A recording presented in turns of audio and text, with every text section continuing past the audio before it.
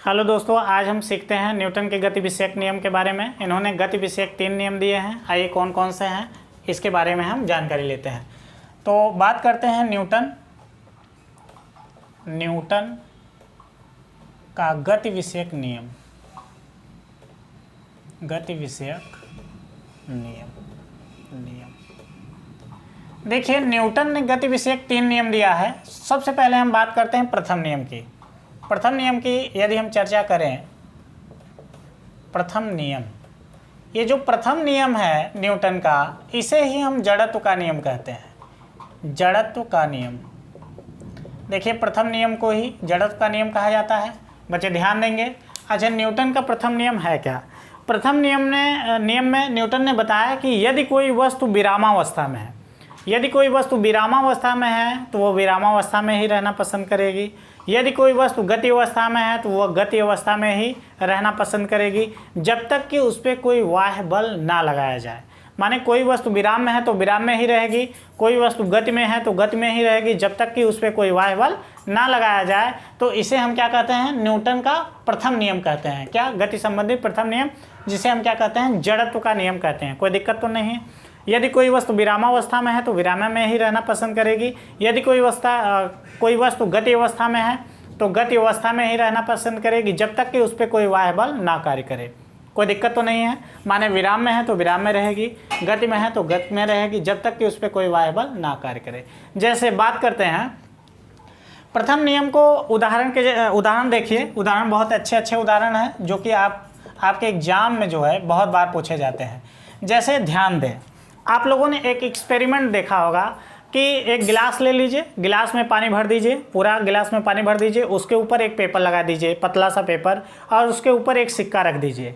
अब अचानक अगर क्या करेंगे, कागज़ को अगर खींचेंगे तो सिक्का क्या हो जाता है? क्या सिक्का भी उसके साथ चलने लगता है? सिक्का नहीं चलता है, क्योंकि सिक्का क्या है? विरामावस्था में है। यदि उस गत्ते को तेज़ी से हम खींच लेते हैं तो सिक्का क्या होता है? गिलास में गिर जाता है। तो पूछता है कि ये किस नियम का है? न्यूटन के किस नियम के अंतर्गत आता है? प्रथम नियम का। बच्चे ध्यान से समझते हैं। जो सिक्का है वो स्थिर अवस्था में है, अर्थात रुका हुआ है। वो विराम अर्थात जड़त्व के नियम का पालन करता है। जो सिक्का है जड़त्व के नियम का पालन करता है, जिसके कारण जब हम गत्ते में गति अवस्था देते हैं तो सिक्का क्या होता है? गिलास में गिर जाता है। कोई दिक्कत तो नहीं है। एक एग्जाम्पल इसका और समझते हैं। प्रथम नियम के क्या है? यदि आप बस में बैठे हैं और बस क्या है? स्थिर अवस्था में है, अर्थात विरामावस्था में है। तो जब हम बस में बैठ जाते हैं, विरामावस्था में बस भी है, अचानक बस क्या हो जाए? चल दे। जब अचानक बस चलती है तो हम क्या होते हैं? पीछे की ओर झुक जाते हैं। ये किसके कारण होता है? ये जड़त्व के कारण होता है, अर्थात न्यूटन के प्रथम नियम के कारण होता है। क्यों? क्योंकि जब आप बैठे हुए होते हैं तो जब बस रुकी हुई होती है तो आपका शरीर भी क्या होता है? विरामावस्था में होता है। अचानक अगर बस चल देगी तो क्या होगा? शरीर पीछे की ओर झुक जाएगा। यहाँ पर जो आपका शरीर है वो जड़त्व के नियम का फॉलो करता है, अर्थात विरामावस्था में ही रहता है, और गाड़ी अचानक क्या हो जाती है? गति अवस्था में हो जाती है, जिसके कारण व्यक्ति जो है पीछे की ओर झुक जाता है। तो यहाँ पर जब कोई बस अचानक चले और यात्री पीछे झुक जाए तो ये घटना भी कौन सी होती है? जड़त्व के नियम के अंतर्गत आएगी, अर्थात न्यूटन के फर्स्ट लॉ। और यदि कोई जो है बस चल रही है, मान लीजिए कोई यात्री बस पे बैठा है और चलती हुई बस से क्या हो जाए? कूद जाए। चलती हुई बस से क्या हो जाए? कूद जाए। तो क्या होगा? वो 3-4 बार लोटनी घर्षण करेगा। देखिए बच्चे ध्यान देंगे, यहाँ पर बस जो है बस गति अवस्था में है और जो व्यक्ति है वो बस में बैठा हुआ है, अर्थात जब बस गति अवस्था में है तो व्यक्ति भी किस अवस्था में होगा? गति अवस्था में। और जब वो बस के नीचे उतरेगा तो वो अचानक विरामावस्था में होना चाहेगा। जैसे बस के बाहर पैर रखेगा, उतरेगा तो क्या हो जाएगा? वो जितनी रफ्तार से बस चल रही है उतनी रफ्तार से वो क्या होगा? धुरमुंडिया खा जाएगा। समझ रहे हैं कि नहीं? वो क्या करने लगेगा? गोल गोल घूमने लगेगा। तो इसीलिए हमेशा ध्यान दिया जाता है कि जब बस जो है रुक जाए तभी आपको उतरना चाहिए, क्योंकि जब बस विरामावस्था में होगी तो आप भी विरामावस्था में होंगे और बाहर उतरेंगे आसानी से चले जाएंगे। या जब भी बस से उतरें तो जब बस जिस तरह जा रही है उसी तरफ पैर करके आप आगे तरफ थोड़ा सा चल लीजिए, तो वहाँ पर क्या है, आप गिरने की संभावना नहीं होती। अर्थात बस अगर गति अवस्था में है, उसमें यात्री कोई कूद जाता है तो गिर जाता है, चोट लगने की संभावना होती है। यह भी घटना क्या है, जड़त्व के प्रथम नियम में। एक चीज़ और कि यदि बस में अचानक ब्रेक लग जाए, आप बस में बैठे हुए हैं, अचानक ब्रेक लग गया, आप आगे की ओर क्या होगा, आपका सर जो है आगे वाली सीट पे क्या हो गया, टकरा गया। तो ये क्या कारण है, ध्यान देंगे। देखिए बस जो है हमेशा चल रही थी, गति अवस्था में थी और आप बैठे हुए थे। तो जो आपके शरीर का आधा भाग होता है, जब बैठे हैं आधा भाग होगा, वो किस अवस्था में होगा, वो किस अवस्था में होगा, वो गति अवस्था में होगा। लेकिन जो शरीर का ऊपर का भाग होता है वो उस समय विरामावस्था में होता है। क्या होता है, विरामावस्था में। अर्थात वो नहीं चाहता आगे पीछे होना। क्या आप बस चल रही है, आप ऐसे ऐसे करते हैं, नहीं ना, बस चल रही है, आप सावधान से बैठे रहते हैं। अचानक बस लग गई तो आपका सर आगे की ओर आ गया। उस समय शरीर का जो ऊपर वाला हिस्सा होता है, वो विरामावस्था में होता है। अर्थात वो जड़त्व के नियम का फॉलो करता है, जिसके कारण जब ब्रेक लगाता है ड्राइवर तो आपका शरीर आगे की ओर क्या हो जाता है, झुक जाता है। तो यहाँ भी कौन सा नियम कार्य करता है, जड़त्व का नियम कार्य करता है, अर्थात प्रथम नियम काम करता है न्यूटन का। कोई दिक्कत नहीं। जड़त्व के प्रथम नियम, न्यूटन के गति विषयक प्रथम नियम क्या है, यदि कोई वस्तु विरामावस्था में है तो विरामावस्था में रहेगी, यदि कोई वस्तु गति अवस्था में है तो गति अवस्था में रहेगी, जब तक कि उस पर कोई बाह्य बल ना कार्य करे। एग्जाम्पल समझ में आया, माने चलती हुई गाड़ी में अचानक ब्रेक लग जाए, या अचानक गाड़ी स्टार्ट हो जाए, या किसी गिलास पे रखे गत्ते को खींच लिया जाए, उस पर रखे सिक्का जो है नीचे चला जाता है गिलास में, ये भी क्या है। अच्छा, एक और आपको एग्जाम्पल बताएं, जैसे तौलिया है, तौलिया को खूब मट्टी में लपेट दीजिए और तौलिया को ऐसे रखिए, तो क्या मट्टी अपने आप तौलिया से बाहर चली जाएगी? नहीं। इस समय मट्टी क्या है, मट्टी किस अवस्था में है, विरामावस्था में। क्योंकि हमने अगर तौलिया को ऐसे पकड़ा हुआ है तो तौलिया में जो मट्टी घुसी है, माने उसमें क्या है, विरामावस्था में है। और तौलिया को अचानक हम झटक दें तो झटकने पे क्या हो जाता है, मट्टी क्या हो जाता है, बाहर हो जाता है। जब वहाँ तौलिया गंदा हो जाता है, क्या करते हैं, उसे झटकते हैं ना। तो झटकने से क्या होता है, धूल के कण बाहर चले जाते हैं। किसके कारण, गति के प्रथम नियम के कारण। क्योंकि वो जो धूल के कण थे वो विरामावस्था में थे। अचानक जब उस पर हम बल लगाएंगे, गति अवस्था देंगे, तो धूल के कण क्या हो जाते हैं, बाहर हो जाते हैं। तो ये किस नियम के अंतर्गत आता है, ये प्रथम नियम के अंतर्गत आता है। मुझे यकीन है कि आपको ये समझ में आया होगा। आइए बात करते हैं न्यूटन के गति का द्वितीय नियम। देखिए, द्वितीय नियम बहुत ही इंपॉर्टेंट है। द्वितीय नियम, द्वितीय नियम, देखिए द्वितीय नियम क्या है, कह रहा है कि न्यूटन के गति का द्वितीय नियम है क्या। द्वितीय नियम ऐसा है कि न्यूटन ने बताया कि जो संवेग परिवर्तन की दर होता है, जो संवेग परिवर्तन की दर होता है वो बल के बराबर होता है। अर्थात यदि किसी वस्तु पे आप बल लगा रहे हैं, यदि किसी वस्तु पे क्या कर रहे हैं, बल लगा रहे हैं, तो उसमें उसका जो संवेग परिवर्तन का दर होगा उस बल के क्या होगा, बराबर होता है। आइए बात करते हैं। द्वितीय नियम में इन्होंने बताया कि किसी वस्तु पे अगर बल F लगाएं तो उसमें संवेग परिवर्तन की दर P2 - P1, संवेग परिवर्तन की दर ऐसे देख लेते हैं। संवेग परिवर्तन की दर डेल्टा P का मान, डेल्टा P/T का मान क्या होता है, F के बराबर होता है। बच्चे ध्यान देंगे हमारे साथ, थोड़ा न्यूमेरिक है। चूँकि ये संवेग डेल्टा P है तो डेल्टा P को हम लिख सकते हैं P2 - P1। तो F = क्या, इसकी जगह लिख सकते हैं P2 - P1 अपान क्या, डेल्टा T। चूँकि हम पढ़े हैं संवेग P बराबर होता है m × v, अर्थात संवेग बराबर क्या होता है, द्रव्यमान इंटू वेग। संवेग बराबर क्या होता है, द्रव्यमान इंटू वेग। अब बात करते हैं, अगर हम P1 की बात करें तो वस्तु तो एक ही है तो द्रव्यमान नहीं बदलेगा, जो भी द्रव्यमान होगा वही, लेकिन ये वेग क्या है, अंतिम वेग v। अगर जो वेग होगा, वेग यहाँ पर वेग क्या होगा, प्रारंभिक वेग, और प्रारंभिक वेग को u बोलते हैं। और इसी प्रकार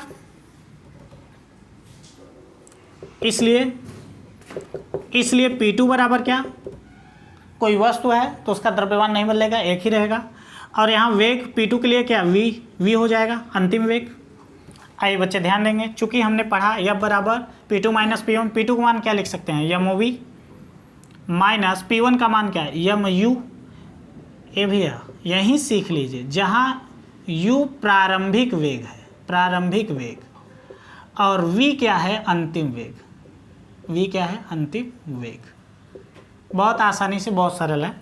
अपन क्या है, ये डेल्टा T है। बच्चे ध्यान देंगे दोनों में यम है तो यम कॉमन है, ले लीजिए। तो v माइनस यू अपान क्या है डेल्टा टी।